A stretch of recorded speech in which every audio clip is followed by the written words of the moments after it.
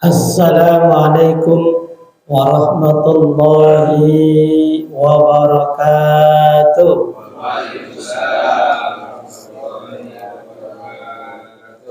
Bismillahirrahmanirrahim. Alhamdulillahirabbil alamin wa bihi nasta'in ala umuri dunya waddin. Wassalatu wassalamu ala asrofil anbiya'i wal mursalin wa ala alihi wa sahbihi ajma'in, amma ba'du. Allahumma akhrijna min dhulumatil wahmi wa akrim bi nuril fahmi wa ta'alaina bi ma'rifatil ilmi wa ahsin ahlakana bil hilmi wa sahil lana abwaba fadlik wa ansur alaina min khazaini rahmatika ya arhamar rahimin. Walhamdulillahi rabbil alamin.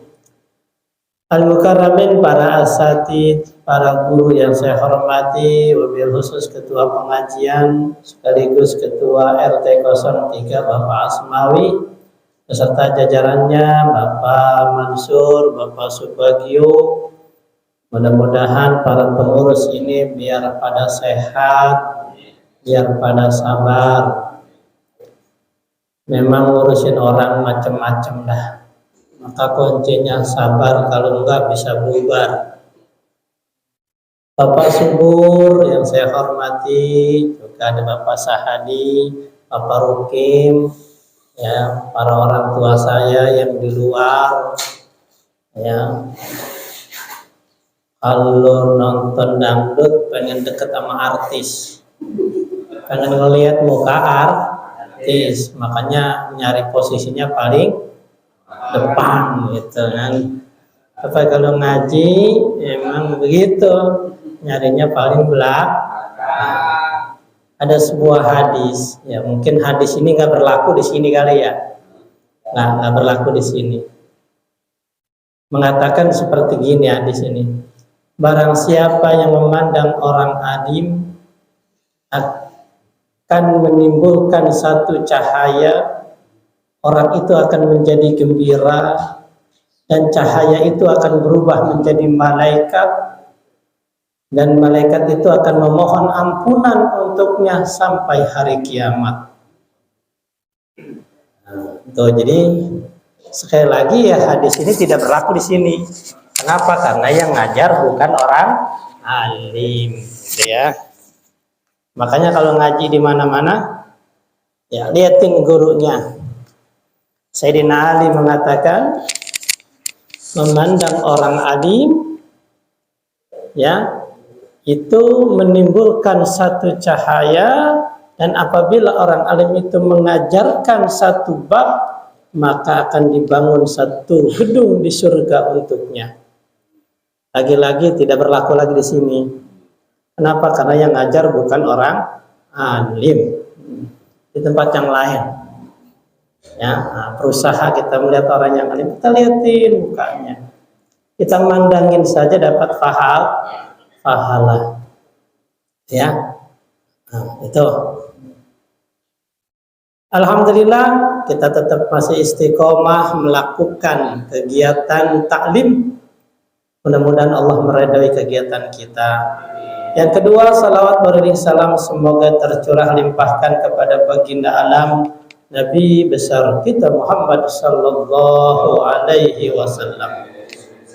Yang saya hormati juga tuan rumah Bapak Dedi Kobuzer kali ya. Oh, Dedi Aping. Dedi Mawardi. Dedi Mijuar, wah banyak dah. Nah, kalau yang lain kenalnya Bapak Husni, Ibu Husni, ya semuanya Husni. Yang penting paham, ya. Dan mana pada malam hari ini beliau juga katanya haul orang tuanya, ibunya ya, ibunya yang bernama Ibu Tumamah binti Hasbun. Nah, bukan Hasbullah ya. Mudah-mudahan apa yang beliau bacakan, apa yang beliau keluarkan, sedekahnya, pahalanya disampaikan buat orang tuanya Ibu Tumamah binti Hasbun. Mudah-mudahan amal ibadahnya diterima oleh Allah Subhanahu wa taala, diampuni segala dosa-dosanya, ya, dijadikan kuburnya raudhah min riyadil jinan, dan dijauhkan kuburnya dari khufran min hufarin niran, dan bapaknya di keluarga jadi keluarga sakinah, mawaddah warahmah, keturunannya jadi keturunan yang salihin. Amin ya rabbal alamin. Sedikit tentang haul. Jadi haul itu kan ketemu tahun. Jadi setiap tahun perayaannya. Ulama itu sudah menyusun begitu hebatnya. Kenapa ada haul? Biar anak ingat sama orang tuanya yang sudah meninggal. Ya, jadi biar diingetin. Kalau enggak gitu, enggak ingat. Jangan, jadi ingetin. Setahun sekali bacain Fatihah. Kan saya udah di rumah, nggak cukup ngundang orang banyak. Dan juga kepengen juga sedekah saya. Kalau saya datangin ke rumah atu-atu ribet, saya ngundang tuh, kasih air, kasih kopi, kasih susu, jahe, niatin pahalanya buat orang. Insya Allah kalau nggak nyampe ya minimal buat kita, ya minimal buat kita. Ya, saya sudah katakan kalau anak berbuat baik maka itu otomatis ya pahalanya juga buat orang tuanya. Tuh. Tanpa disebut insya Allah nyampe. Tapi kalau kita bukan anak maka disebutin. Maka tadi Pak RT mimpin tahlil disebutin tuh ahli kuburnya. Kenapa? Karena kita bukan anaknya. Maka namanya disebutin. Saya baca tahlil zikir. Saya niatin buat Bapak Anu bin Anu. Nah ini disebutin. Ya, siapa yang nyuruh? Bapak Dedi. Jangan gitu. Itu tujuannya. Ya, tapi tidak menjadi kewajiban. Ini bagi yang mau aja. Nah, jadi jangan dipaksakan bagi yang mau aja. Ya sama juga tahlil malam pertama, malam kedua, malam ketiga sampai ke-7, 14, 40, 100 haul. Nggak ada kewajiban, nggak ada. Bagi yang mau saja, yang nggak mau ya sudah, nggak apa-apa, tidak dosa, yang tidak dosa. Itu. Emang tahlilan gimana? Kalau tahlilan itu kan ambil dari kata la ilaha illallah, itu kalimat thayyibah, dianjurin sama Nabi. Yang jadi permasalahan sekarang banyak orang yang mempermasalahkannya adalah bacanya kapan gitu. Makanya dia bilang nggak boleh itu malam pertama, malam kedua, malam ke-7, 14 tahlilan. Kenapa? Karena hadisnya nggak ada. Yang ada suruh baca la ilaha illallah. Cuman di hadis itu nggak ditentuin kapannya. Gitu kan?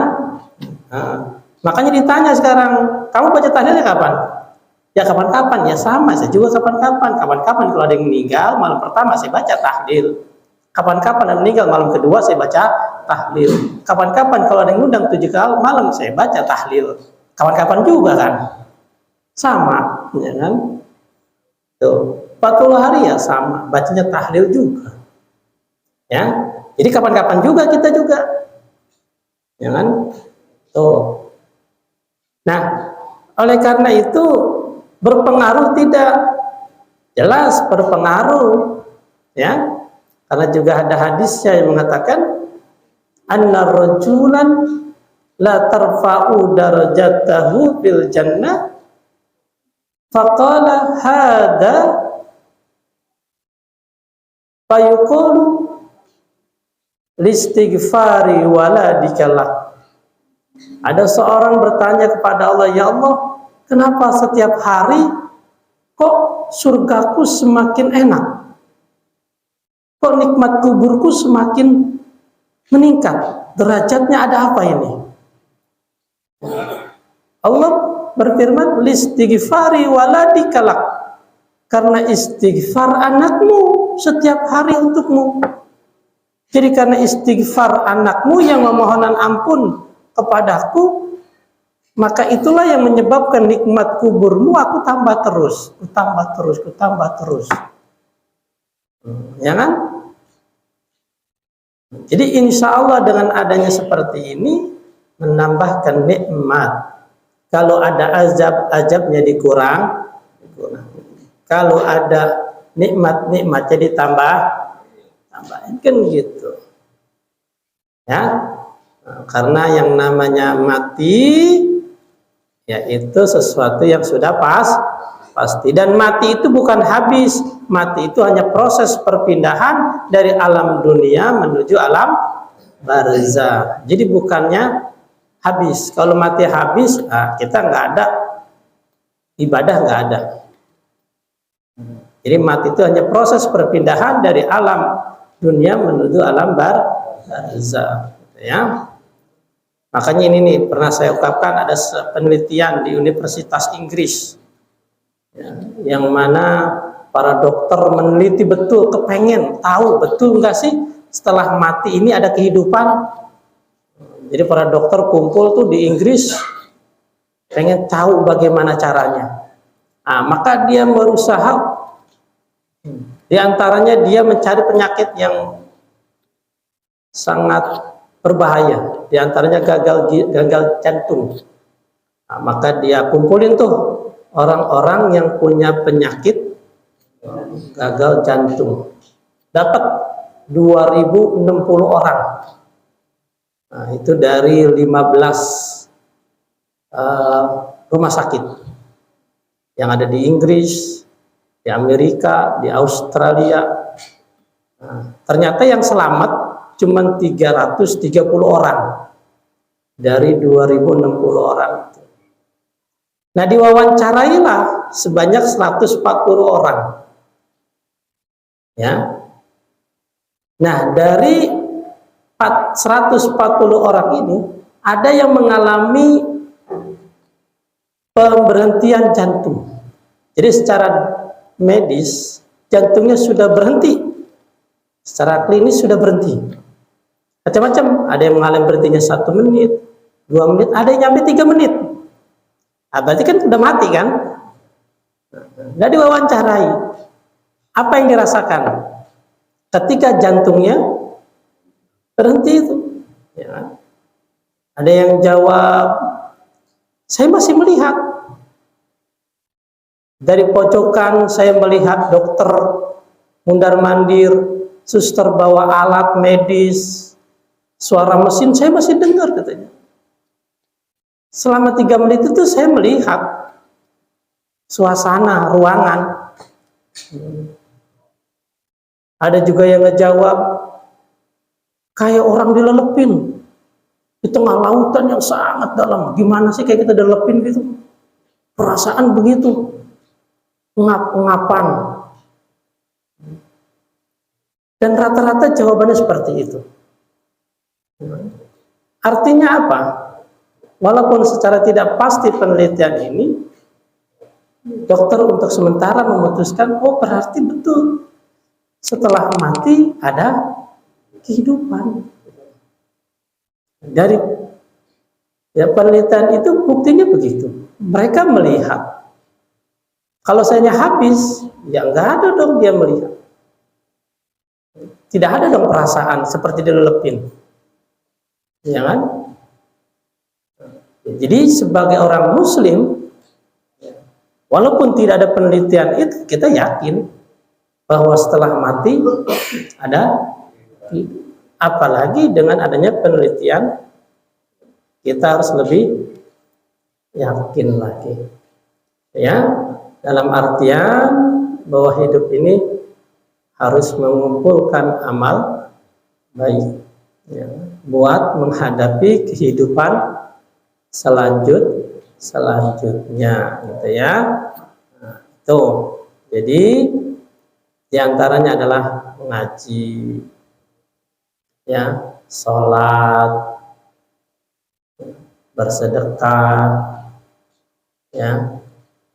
Kerja bakti juga, karena ibadah itu kan ada dua, ada mahdoh, ada gairul mahdoh. Ada yang langsung kepada Allah kayak sholat, ya baca Quran. Ada yang gairul mahdoh, ya kerja bakti, berkata baik, membantu orang, itu namanya termasuk ibadah gairul mahdoh. Jadi nggak bisa kita ibadah cuma sholat, baca Quran, ya, tapi juga harus didukung dengan ibadah gairul mahdohnya.